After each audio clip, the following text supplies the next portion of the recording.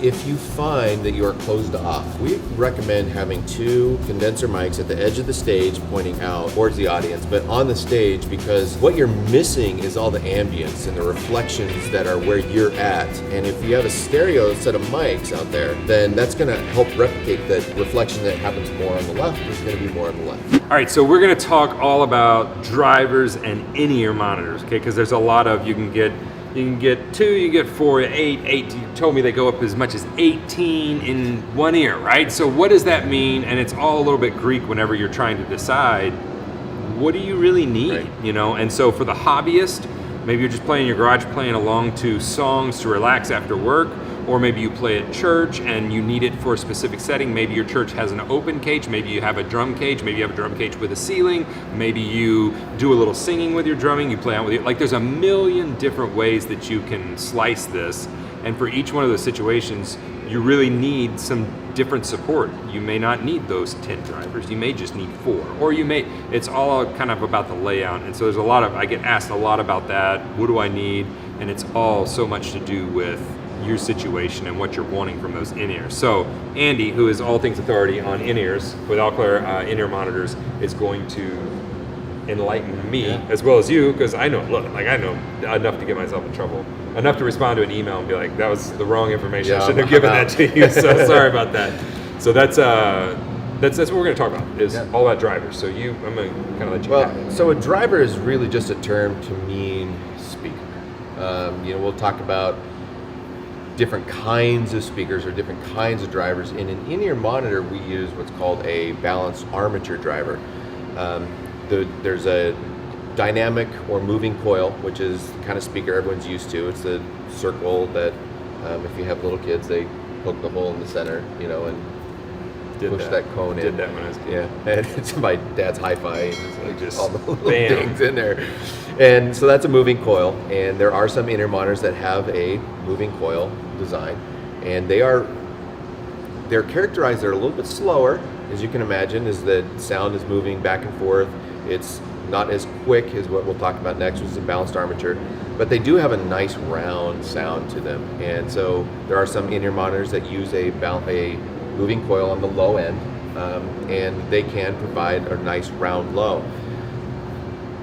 Our in-ear monitors and most in-ear monitors are made with a balanced armature driver, and what that is a little different is you've got a couple magnets basically and a little armature that's suspended in between, and that moves up and down, which moves an arm, which moves a membrane, which makes the sound. And they're really tiny. It's derived from hearing aid technology, so we can fit a lot of them in an ear. There are as many different balanced armature drivers as there are speakers. So just because you see something that's got 18 drivers doesn't necessarily tell you anything about that monitor, other than they've got a lot of little pieces inside them. Right. So now there's a new technology that's just kind of coming out called electrostatic, which is yet another new technology. That doesn't really come into play very often in in-ear monitors. So most of the time we're talking about a balanced armature driver. Some of the same things apply, like a larger physical balanced armature driver is a better woofer. It gives you a little bit more mass, a little bit more air that's moving through. And they handle that low end better. And then there's some that are really tiny, and they're tweeters. They even have super tweeters. So like I said, there's just all kinds of different drivers. So when you're selecting your in-ear monitor, you want to make sure that what you're getting is exactly right for your needs. We have a fantastic model that's for singers, and it's 2 drivers, but it's got a lot of upper end. So it's just a dual. It's a dual driver. See, that's what a lot of people don't realize is maybe they are a singer and they get 10 drivers in their ear, and you would be better served if you had a little bit of flatter mix with more high end. Yeah, and this is I still hold as the best singer vocalist monitor on the planet, and it's just got 2 drivers. There's no reason to spend more, and it's just so good. And I know a lot of just in the studio mix engineers that they like to mix on as flat a surface as possible, so that they can get a real feel for what's going on. And they don't buy the highest end deluxe because they can't, for their situation in their ear, they can't get the best mix from that. It sounds better, but they don't want that. They need a real life How can I? Yeah, affect, and something that applies to as many situations as possible. Yeah. You know, if I go into my studio and I'm mixing on $6,000 monitors, no one's going to listen to it on $6,000 monitors. Exactly. They're going to go and listen to them on Apple earbuds. Yeah. So having something that's neutral, especially if you're in a mixing situation, as flat as possible, that's an important thing because it needs to translate into lots of different speakers. So if someone is for instance, maybe live mixing with Yeah. in-ears, what in that type of a situation? Yeah, you're is going to it want to more be of as flat as possible. Okay. I was once on a plane and I was mixing a track that it was a hip hop track, and I was like so excited to come back and show everybody this thing. I mean, I had it hitting so hard. I mean, this low 808 kick was just punchy in the gut, and I loved it. So I go home, we throw it in the car and turn it on, and all of a sudden, I didn't even think about that I was mixing it on my Crankmasters, Right. which have 4 subs and a tweeter, and the ears were providing the low end, not but the mix. not the mix. Wow. And so when I went home, it was like, there's nothing there. Right. So, again, having the right tools for the right job is really important. The number of drivers is less important than what those drivers are doing. So, like I said, we've got some that have 3 drivers, but they're 3 small drivers. It would be like having 3 6-inch speakers. Really good for balance, really bad for drumming. You would want to have something that's got a nice low end and maybe a nice little upper mids where the snare crack is going to live. Not too high-endy, because then you'll start to get fatigued because there's a lot of high-end stuff going on in a kit. And the ones that I use the most are the Crankmasters, and those you said those are 5, correct? 5 drivers. This is how little Yep. I know. Like I don't even know my own gear. They sound really good. So those are 5, Right. and the layout of them is It's 4 drivers that are taking care of the lows and mids, and Okay. then 1 on the tweeter one side. on- Okay. And so you've got plenty of energy. The tweeter, actually, your high end doesn't need that much energy, or it just kind of needs to tickle a little bit. It doesn't have to work very hard. It's the low end that requires so much power. We have those subwoofers that require massive amounts of amplification to move those big old speakers. Right. And the same is true when you're moving into in-ear monitors. Right. So if you're playing a lot of kick, especially if you're a real heavy kick player, or you like a lot of bass in your mix, you need to emphasize that low end, and you need to have enough a big woofer or multiple drivers on the low end so that it'll absorb all that low end. Then the highs, it doesn't need that much. It just doesn't need that much energy to move. Okay. So whenever we get up into the high, because there are some people that just want to spend on it Yeah. and get the Lexus of. So if they're once they get up into that 10, 12, 18, Yeah. that what is being gained from that? If you, for Yeah, my it's a good- own, that's a maybe good for my question. own Again, knowledge. it really does come down to a personal preference, right? Is one drum kit better than another, or are they just different? And what is going to be the right thing for you as a customer? You could have an 18 driver monitor, but it's the equivalent of having a bass amp that's got 18 2-inch speakers. It's just not going to move the air that you need. It's not going to handle the low end. We have a 10 driver that's got 4 subs, it's got 4 mids, do the math right, it's got a tweeter and a super tweeter. Okay. And it just has, you'll never distort it. You'll never run out of low end because it's got those 4 subs that are dedicated to it. It's the ultimate monitor. If you are the guy that needs the very best, that is playing loud, live, heavy stages, that you hit that kick really hard and that bass real hard, then that is the one for you. That's if your bass player is like a corn bass player with a low tuned string and running distortion on it, that's the kind of thing that you need. If you're in a church stage, they're generally pretty quiet, and you're in a personal monitor system, a 2 driver like our Dual XB would be just fine. The Tour would be a little bit better. It's a nice low end, a good sized mid, and a nice upper mid. It's got a little bit of a contour like this, and it actually has this dynamic feel to it. It just kind of makes it come alive a little bit. So just so you can get a feel for when you especially I'm a parent. And Yes. so whenever if my kids came, they were like, "Dad, I want some, Dr. Beats or whatever those are called." That I've listened to them once, and it was hard to listen to those things. They sound so bad. So if they came to me, I'd be like, "Why don't we go get you some quality ears, and you can hear what music really sounds like." So for those of you out there that like are trying to establish a sort of a budget, we're talking about a lot of technical talk. Can you put that in terms of like, okay, this is around this price point, especially, and we'll talk specifically for Alclair products, just so they can get a range of what they're looking at. Yeah. So our product, one of the things that we try to do is serve the volunteer musician or the starving artist, career musician who's having to make some decisions like, should I feed my family or buy in-ear monitors? And so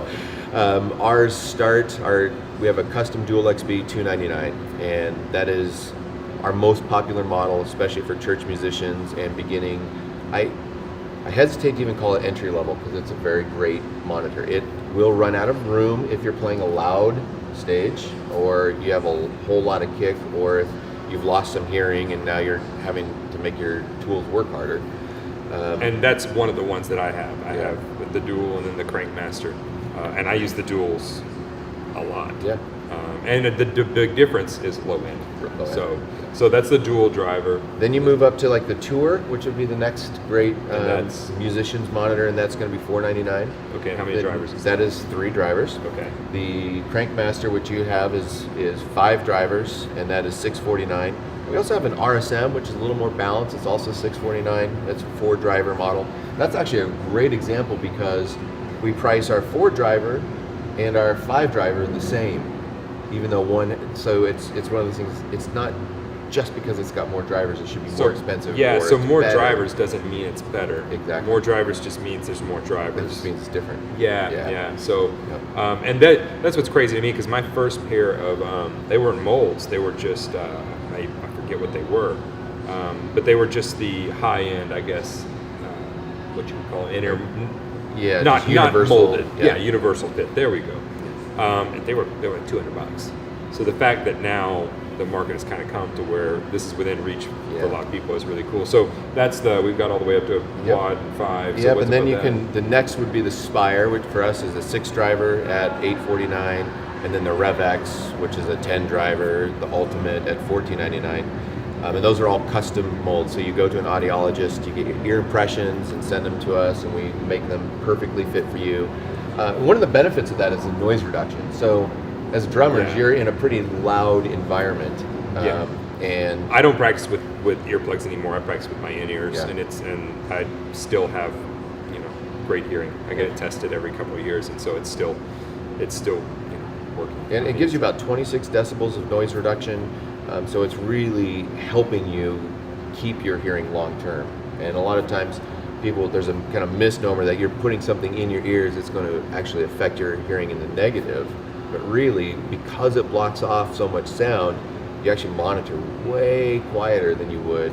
Like I used to work at a really loud, I grew up on a farm, and it was an almond processing plant, and it was probably 105 decibels, and then I used music, earplugs listening up above that, 10 decibels above that. And some of you have damaged hearing because of using just regular earbuds, the Apple earbuds. I hate them because you have to crank them up so loud.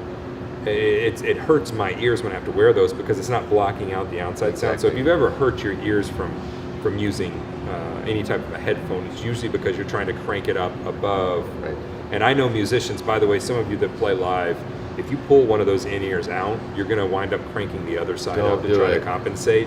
And I know a couple guys that have blown out the ear that always faces the crowd, the other ear that they had the ear in because they were trying to hear the crowd, and they were also trying to crank this up. And your brain equalizes it. Yes, it does. Right. So you've got that one here. I've got 26 decibels of noise reduction. So if you got a 100 decibel stage, just say it's 25 decibels for easy math. 75 decibels, you monitor at 10 over, so you're listening at 85. Yeah. Which is about like a car in traffic. That's a really great, safe, OSHA says 8-10 hours, not a problem. Listen to that. You take this one out, you're at 100 decibels. Now I need to move this one up over that 100 decibels in order to hear. Right. So now you're bombarding this ear that is with like 105, 106. Which is the danger. You get in the danger zone at that point. Yeah. And so it's real important spend $50 on a mic that you can point towards the crowd and run it to the soundboard and run that to your ears. That's gonna be the solution for that. So awesome. So that kind of gives a little bit of information about drivers. So hopefully, if you're looking at them or you're wanting to go purchase some from whoever, Alclair's a great option. But from whoever, that'll give you a little bit of information of, just because it has more doesn't mean it's better. Find out what it's really for. Talk to the company and find out what they made that for and what your situation is, and then buy it based upon that. So a lot of you are having to deal with in-ears, and dealing with in-ears, we're dealing with our ears, and inside of your ear, I don't know if you've checked lately, but it's not really pretty. A lot of times it's hairy. I know mine are. There's some nasty stuff in there. I know it's hard to believe, but there's not a part of me that's not super good looking. It's a joke. So the ear is really a gross place, and we're sticking stuff in there, so we have to clean them. And a lot of times I'll find that I'm going, man, my in-ear's not working, then I'll go, oh wow, I need to clean it out. So we're here with Andy, who, if you've watched the videos before, is master of all things in-ear, works for Alclair, and he's going to talk to us about an odd thing that you wouldn't think you have to deal with, but I never thought I'd have to deal with in-ear monitors so much. They used to be a specialty item, but now many of you played at small venues and small churches, and you're having to deal with them. So cleaning these things that we're sticking in the inside gross, of our man. body, man. Yeah, it is. It's super gross. It's and actually even grosser is as a manufacturer of an in-ear monitor, we probably need to tell people that you shouldn't use a Q-tip. Yeah. And partially what happens, if you're doing it regularly every day, every other day, it's not such a big deal. But what happens a lot of times is you have some wax that builds up, and you push that Q-tip in, and you start pushing that wax up Further and further. and then you push it back up. And when we go to mold somebody and look inside their ear, and we see this beautifully polished wax, Yeah. and you can see the swirly of the Q-tip in there, and you're like, oh, I never Q-tip. So this was a thing, because when I first went to have my ears done, I've had to have my ears cleaned out 2 or 3 times over my professional career because of earplugs, and mainly because of earplugs. I've used earplugs and the foam kind that just shove in there. And so I believe even when we did molds, I may have had to go get them cleaned before we did it, because one ear was really bad. A lot of times you'll know because it'll either close up and you can't hear, or it'll hurt. Mine got to hurting one time. But if that ever happens, go get your ears cleaned out professionally. Don't stick Q-tips in there. But just know, if you go to get molds, sometimes that can be an issue, is that you've got so much nasty gunk up in your skull that you need to go get it washed. Now, I will. I mean, in defense of earwax, it's actually a good thing for your body to produce. Absolutely. And it protects all the inner workings of our ears, and our ears are so critical because, even I think Helen Keller said if she could have one sense back, it would be her ears. Yeah. And because it's our ears make us relational and allow us to interact with other people in our world around us. You can close your eyes and still hear where people are, and it's very difficult when you don't have hearing. Yeah. You just have no awareness of where you are. So your wax is actually a good thing. I wouldn't go so far as saying your wax is your friend, but but it is a better thing. It is. We're talking. Yeah, and so the challenge is now we're putting something in our ears. You've got an in-ear monitor that is going to twist in your ear, and if you do have wax in your ear, you might have just pushed that right into a chunk of wax. Right. We have something now that's got tubes and ports right there on the end where sound is coming out. Right. And those can get filled with wax.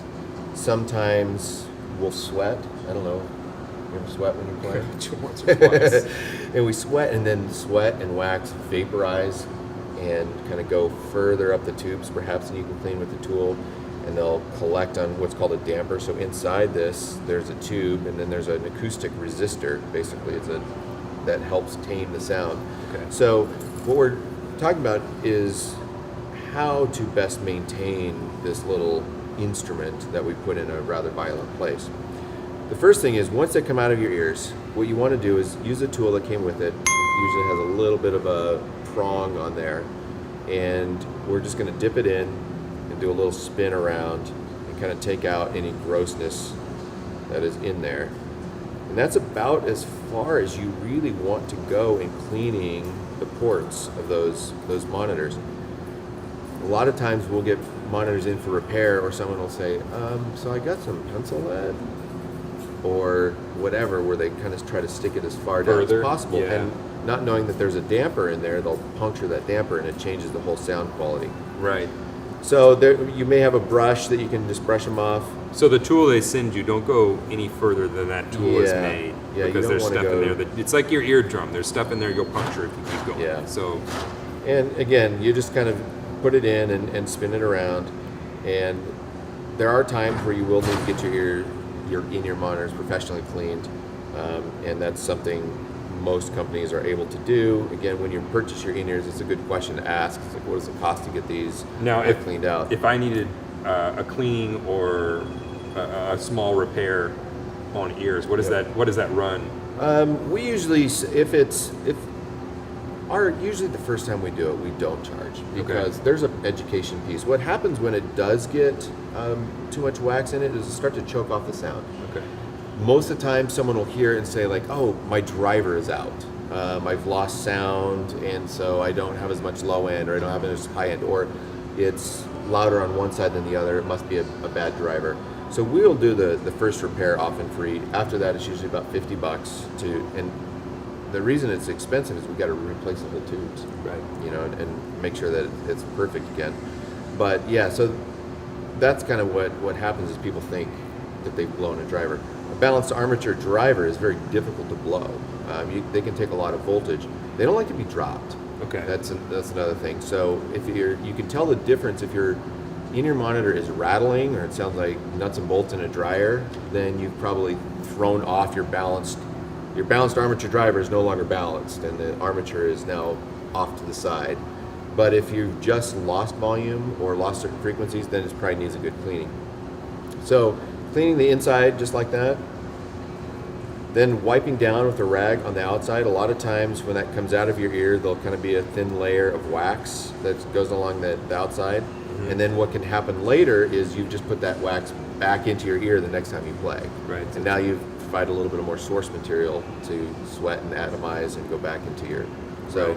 while we want to probably leave the wax in your ear as much as possible, on your ears monitors, you want to get that cleaned off. And another thing, when you sweat a lot at the gig, before you throw them back in the case, Yep. kind of towel them off or let them air dry or something before you close them up, and Yeah, a lot of cases will have a desiccant little tin that says like that silica gel, do not Sure. eat, that we see sometimes in clothing, or and that will help wick away moisture. Okay. We actually do a leather case. Yeah, their cases are really cool. This leather case, made by the Haiti made folks. Yeah, so, tell them. So Yeah. this is how cool this company is. I actually the bass player, or we know Will, Yeah. who used to play in Audio Adrenaline. Audio Adrenaline. Yep. And I wound up playing at church one day with Will, and we were talking about the company that they put people to. Yeah, to work. so Haiti Made is an organization that helps Haitians by giving them a job. A lot of times, when you have a hurricane relief or something, as Americans, we wanted to send people over to help rebuild things, when really what people need is for us to go down, and we'll always say, go down and buy a lobster dinner. Yeah. Because you're employing so many people when you do that. And so by partnering with Haiti Made, we're able to feed a significant number of families. Like every person employed feeds like 10 people or something like that. That's crazy. And so we switch to these cases because not only do they keep your in-ears very safe, They're handmade. Is they're that correct? handmade. Yep, this Leather? is leather, and it actually kind of wicks away some of the moisture as well. So it's a really nice case. There's a great padding here. We also do the Pelican case, which is great if you're boating, or want to keep it waterproof. And there affords a lot of protection. But what happens sometimes, I'll just say this kind of is we'll see if I can get this guy together. When people will throw their monitors into their case, they won't be thinking about it, and they'll end up stacking on top of each other inside the case, kind of like that. Right. And then you punch down that lid and And it crunches crunch. it. Yeah. Talking about the Pelican hard type The cases. Pelican hard case. So this actually helps with that, and it doesn't give you that same damage. You can just put it in the case, and dropping it, throwing it in a backpack. I've never had a problem with it. I mean, it's really pretty robust. In-ears are something, when I was on the road, that they always went with me. They didn't go in my gear or I always took them with me to the hotel or wherever. They just went in my stick bag or my backpack. I never really packed them with my gear because they're such a fragile type of a thing. And another tip, I see a lot of times people will put their in-ears, clip it onto their backpack on the outside. If you're traveling through an airport, put them inside the backpack, because a lot of people will get them ripped off. You turn around, or someone will just come by and unhook them. Yeah. So when you're in an airport, it's probably better not to advertise that you've got. I don't know why people steal them, because you can't use them. Yeah, you can't use them. They're custom made. Every once in a while, we'll ask somebody, "Hey, can you recase our monitors?" And they're like, "Oh, I can tell that was belonged to somebody who said they were stolen." So the best in-ear story I have is you say in airports, and we'll get back to cleaning in just a second. But we went to showcase for a label in New York for Universal. On the flight back, our manager had come with us, and no one in the band really cared for the manager. And so he wound up getting set at the front, and I always bring my ears to block out kids. Yes. If you get a screaming baby, I love kids, but screaming babies on planes is no fun. No. And the only baby on the plane got set right beside our manager, and all of us had ears in the back, and he had forgotten his. And so we watched as he had a screaming baby right beside him, and all of us had our molded in-ears. We couldn't hear anything. Justice. So it kind of played out in the end. But so as far as cleaning, we've got clean the inside, clean the outside. What else you got? That's putting them in the case really nice. The cables do like to get kinked.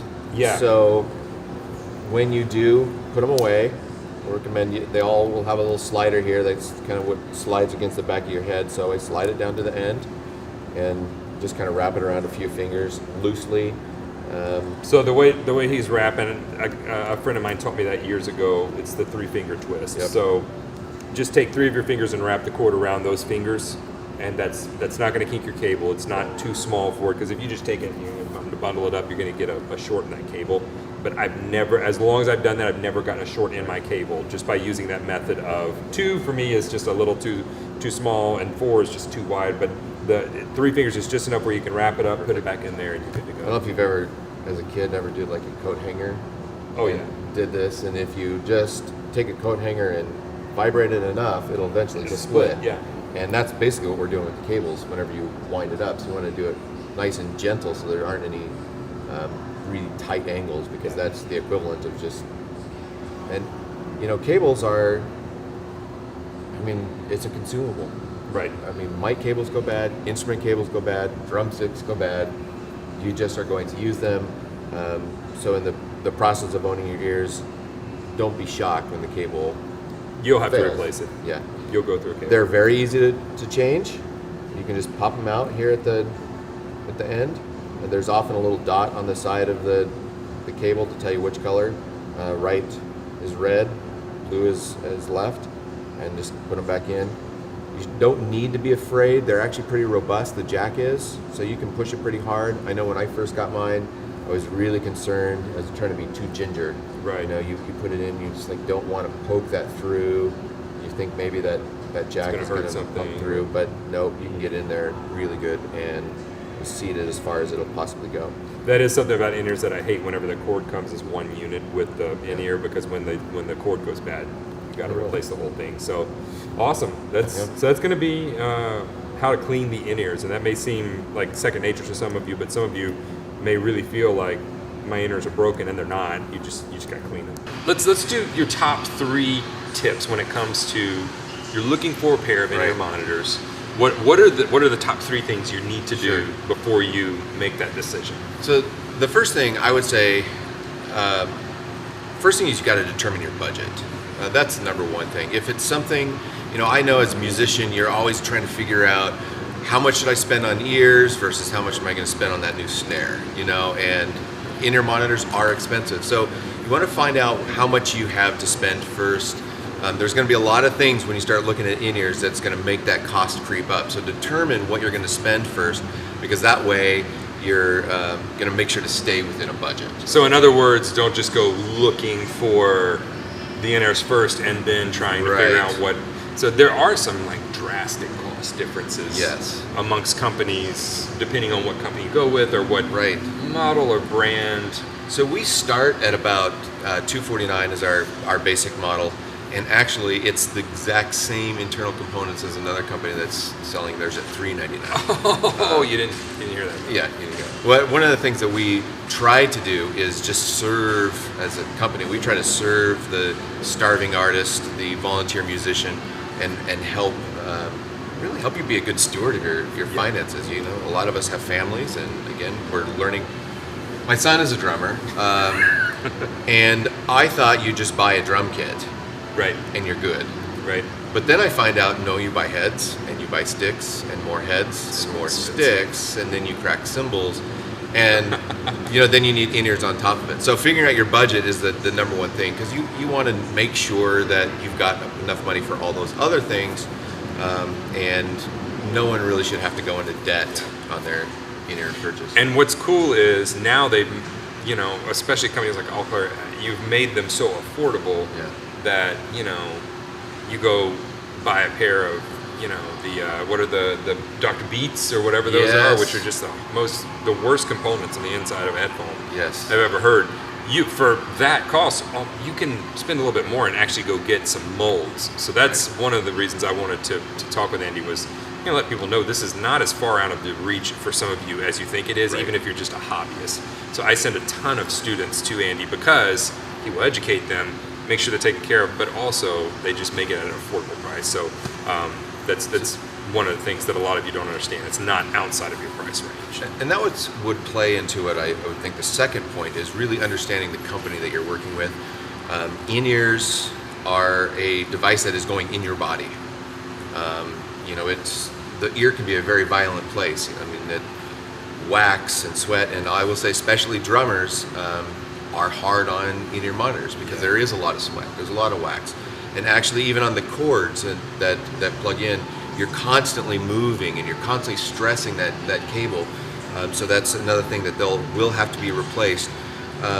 So it's not so much about when you need to get them or if you'll need to get them repaired, but when. And one of the things I should point out is some companies the cord comes as like part of the ear. So I guess the Shure, what is the E5s or what? I don't know what they're called. I'm saying things wrong right now. Yeah, I think like the S15. I think. Yeah, so that was my problem with first pairs of in-ears, was the actual cord was part of the ear, so I had to send it off and have them, Whereas nowadays it's where you can just actually order another cord, which is really nice. It's really simple to plug it in. If you sweat a lot, there's options like there's black cords and clear cords. If you sweat a lot, I would tend to go to the black because they do all oxidize. The black just doesn't show it, and sometimes your really pretty clear cable turns really pretty green.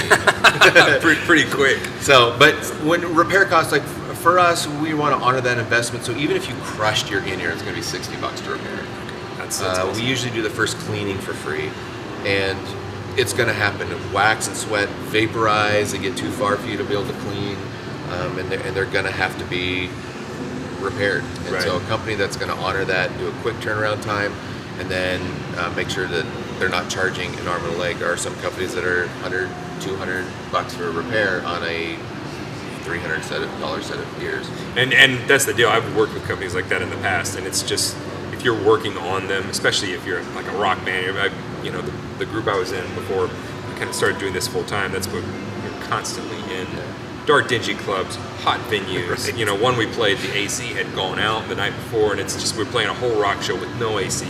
You're drenched, and after they take some wear and tear, they do need to be cleaned. So you got, establish a budget first. Yep. I like that because I'm a big budget guy. You guys don't know about me, but I am. And then the second would be look at the company. Yep. And what, like the follow-up care, right. and all of those things that are the people involved, which is a big deal with me. So what would the third be? The third is the actual monitor itself. And the number of drivers that it has is less important than what it's designed to do. And there's all in-ear monitors, well, most in-ear monitors are made of what's called balanced armature drivers. They're a little different than your standard speaker that you're used to. The kind of circle speaker that goes like this, they look entirely different. And that's why we can fit so many in a small ear. But they range from having a single driver, that's 1 to 2 to some companies have 18. But is that for my own? Is that like overkill, or is that? I feel like 18 small things right there is a lot for me. I think it's a lot. It's like showing up. I'm a bass player, so showing up at the gig, I don't come in with a amp that's 18 2-inch speakers. Right. You're gonna bring the appropriate speakers for what you need. Right. So we max out right now at 10 drivers, and one of the things that we do on that one is there are 4 low-end drivers, because especially on kick, you just need so much headroom as bass and drummers. We want to have that low end. We want to have the kick, and that needs to be there. And because of that, that might be loudest part of the mix. So you want to make sure that your low end is supported. Kind of number one. You're looking for something that has a little bit of a curve to it, so that it can support that low end.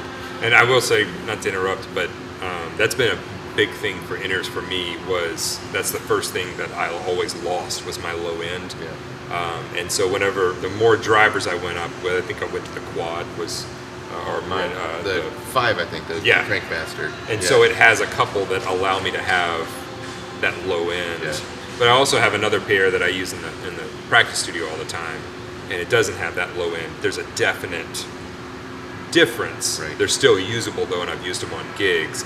It's just for me to get that extra low end kind of cut in there, so I don't feel like I'm missing something, like missing some guts. And this doesn't. I want to still tying into that third point instead of making it its own point, but how you are going to use this is so important, because if you're playing on a church and you're in an aquarium, you're going to have a different need, because it's not as loud a stage as if you're playing to 20,000 people and your guitar player has 40 amps on stage. There is a big difference. So most cases, like our model, the Dual XB, is 2 drivers. It's got a nice low end. It's got a nice upper mid, so your snare and crack comes through, and your china is going to be plenty for most people. The next step would be the Tour for us. A really nice big woofer on it, so it has some good headroom, so that kick and bass come through. But as far as any company that you're looking for, you want to find one that's appropriate. If you see maybe reference, where it's really flat, that's probably not going to be the right thing for a drummer, because you need something to absorb all that low end. That low end takes up so much energy. That's why in our regular speakers, we section off the subwoofer onto its own thing. Right. And so you want to make sure that whatever you select is going to be right for you. A lot of times I will have customers who buy something that's 3 drivers, because they heard that they're supposed to get 3 drivers. Right. And so they just pick a 3-driver model, and one of them that we have is for piano and mixing, and the woofer on is really tiny. I was like, wow, I'm using this on drums and it just doesn't work. Oh, because it's not made for that. So those are the 3 things. Make sure you determine your budget, because that you want to make sure you're not going outside of that, and that sets the framework for what you're going to do. Make sure you're getting from a company that you know is going to be around and is going to support you in your repairs when you need them, and then determine what you need them for, what you need them to do, what environment you're playing in, and figure out how many drivers you need for that. Don't fall to conventional wisdom or what somebody else says. Oh, you need 4 drivers. Oh, you need 6 drivers. Or yeah, I used 8 drivers and it revolutionized my playing. Right. Maybe it did, but that doesn't mean everyone thinks that. Right. So it's personal. And I say this with gear all the time. It is personal preference, and everybody's different. Everybody's layout is different what you need it for. So one of the biggest questions I get is how to get a good mix when you're dealing with an in-ear mix. I thought it would be a really cool deal to give just a few tips. Maybe 3 or 4 tips on what do you do to basically set up the foundation for a good mix.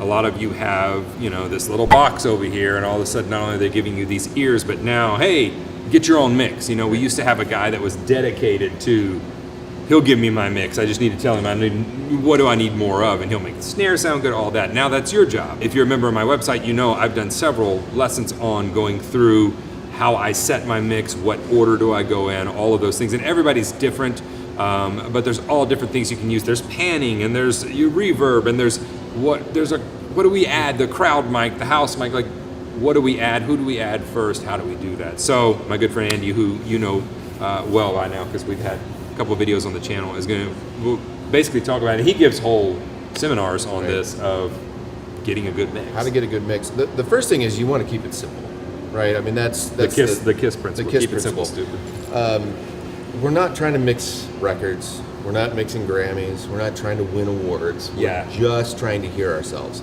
So that's the number one thing is just because you have 24 channels, 16 channels, however many, you don't have to use them all. We talk about basically 4 things that you need to hear.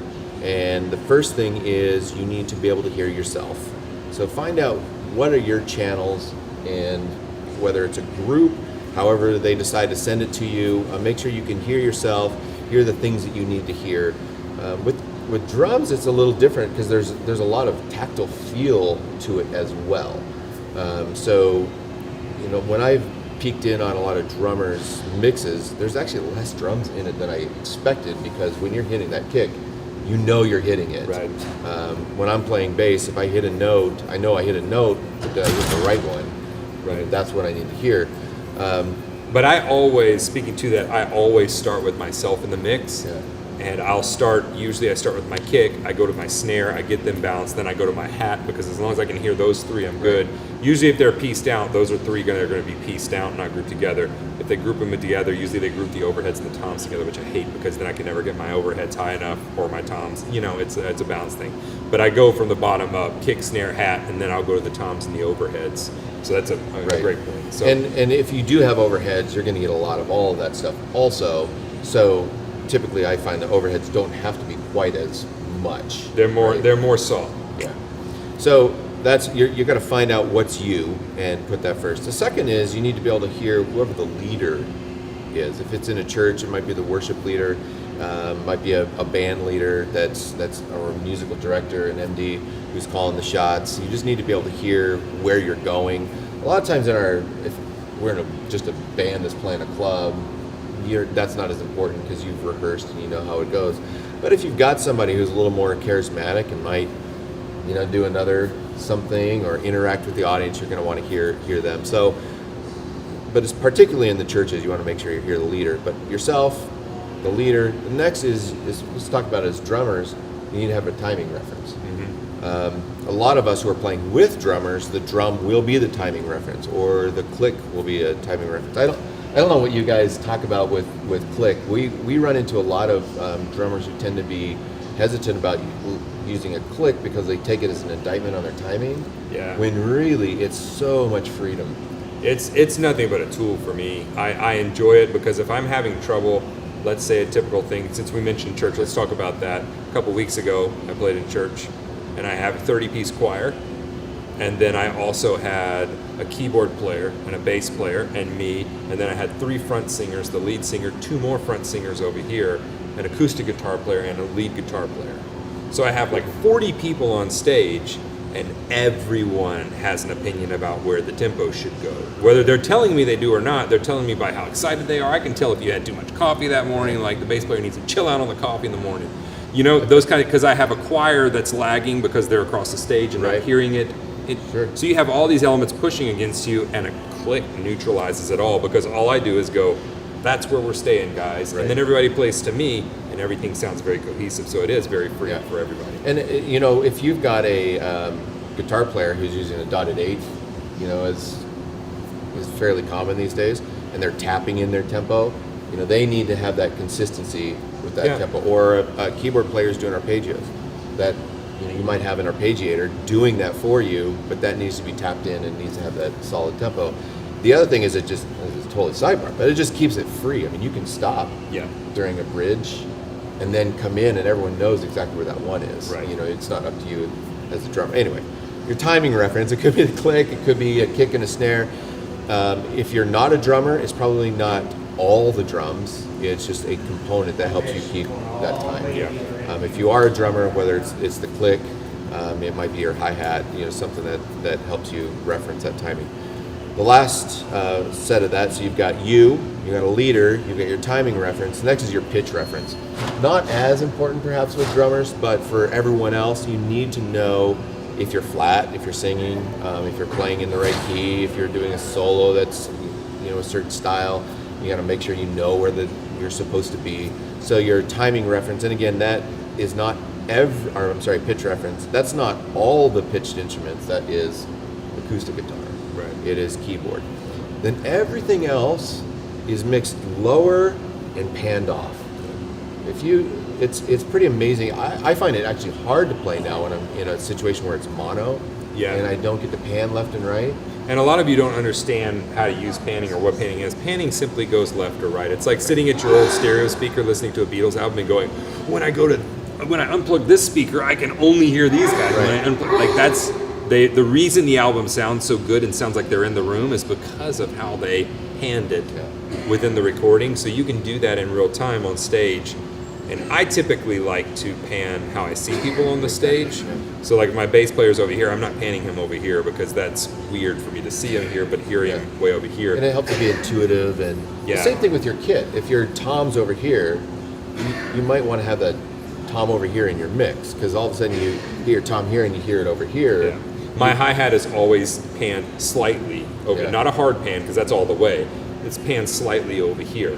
Whereas my click is panned to both. Singers are usually panned to how they're, And sometimes I can't because the stage is loaded heavy on one side, so I got to pan somebody else to the other side. But that is something that people deal with too, is the whole panning issue.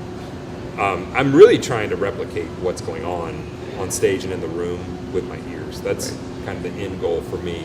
And a lot of times, we talked earlier about taking one ear out and how that's an absolute no-no. But if you find that you are closed off, sometimes when you move into in-ear monitors, you are closed off. We recommend having 2 condenser mics at the edge of the stage pointing out towards the audience, but on the stage, because what you're missing is all the ambience and the reflections that are where you're at. And if you have a stereo set of mics out there, then that's going to help replicate that reflection that happens more on the left is going to be more on the left. And many people, that's the one that they label house. That's going to be the house or crowd mic. And that's just going to give you, if you turn it up, all of a sudden you're going to go, oh wow, it's the room. It's like you've opened up your ears after getting off an airplane or something. It's like the room opens up. That's what that is. It's just giving you that kind of natural thing. And back to your thing, while we're wrapping this up, back to your point of getting a timing reference. He talked about having the leader. Who is the leader? I always have a rhythmic instrument that I have dedicated as my timing reference, whether that be an acoustic guitar or it's usually going to be an acoustic guitar or piano. And I will have them to where I can hear their strumming pattern, so that if I can't see them, if I can see them, that helps me as well. But so that if they're starting a song and they do not start with my count off or they don't start with a click, I can see where they're strumming, I can hear their strumming patterns, and I can go ahead and set that tempo myself. So, And as a bass player, for me, it's going to be a click, probably, but I want that kick because I am going to be playing off that kick or playing around it or something, and it really helps. I mean, sometimes I go so far as you sit there and stare at the drummer's foot, but so if I can really hear that kick, then I know what's how happening. I'm going to hit that, and so that's helpful. So yourself, your leader, pitch reference, timing reference, everything else panned off to the side. That is the beginnings of a great mix. You can get 90% there. The other things like panning and EQ and compression, you don't even really need to worry about those things if you've got a decent system and are able to pan things left and right. We used to talk about that if you're mixing mono, you mix with EQ. If you're mixing stereo, you mix panning. Right. And so that panning will take a lot. It just gives you so much space, and it just moves stuff.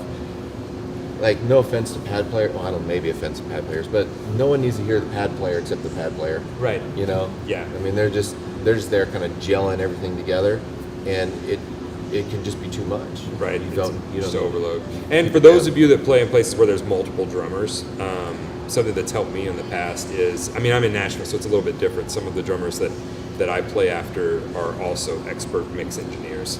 So I'll actually plug into their mix and I'll make notes based upon, I'll hear how it sounds and go, oh wow, that's cool. So I'll see what they did with their mix. So if you ever plug in at a venue or at your church or wherever you are, and you realize like, oh wow, this sounds really good, take 5 seconds and go through their mix and see what they did. and learn from others. That's a lot of how I learned it. So those are some awesome tips. Thank you. So be sure and check out Alclair stuff. They have some excellent in-ear monitors. They're excellent people. They will answer any questions you have about that stuff, because I can't answer those questions. If the video helped you, maybe share it with somebody, give it a thumbs up, subscribe to the channel. Lots of good stuff like this coming. But whatever you do, I'll see you here in the next video.